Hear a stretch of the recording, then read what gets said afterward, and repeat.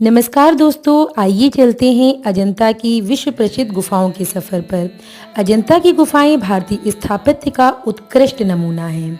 यह स्थित हैं भारत के महाराष्ट्र राज्य में औरंगाबाद जिले से लगभग 102 किलोमीटर दूर वाघोरा नदी के तट पर सह्याद्री पर्वतमाला में। इन गुफाओं का निर्माण इन्हीं पर्वतों को काट कर किया गया है तथा ये गुफाएं घोड़े के नाल के आकार के क्षेत्र में विस्तृत हैं। ये गुफाएं संख्या में कुल 29 हैं जो बौद्ध धर्म से संबंधित हैं, जिनमें 25 विहार तथा 4 चैत्य हैं।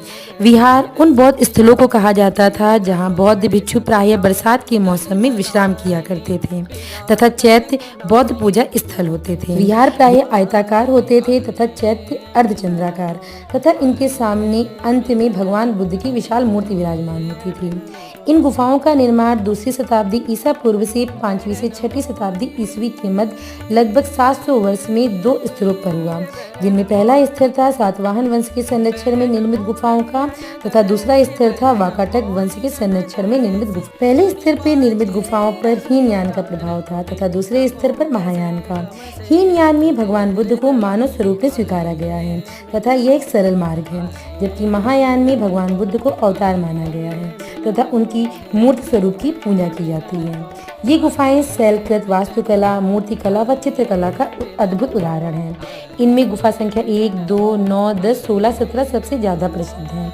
गुफा संख्या 1 में भगवान बुद्ध के जीवन पर आधारित अत्यंत सुंदर चित्रकला, विशेष रूप से पद्मपाणि और वज्रपाणि की भित्ति चित्र निर्मित किए गए हैं।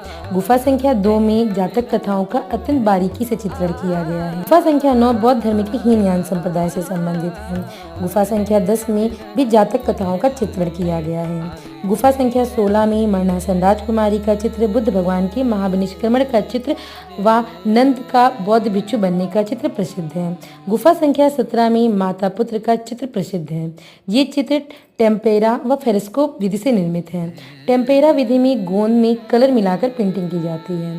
फ्रेस्को विधि में गीले प्लास्टर पर रंग किए जाते हैं। ये गुफाएं एक लंबे समय तक घने जंगलों में छिपी रहीं तथा मात्र लोकल व भील समुदाय के बीच ही जानी जाती थी।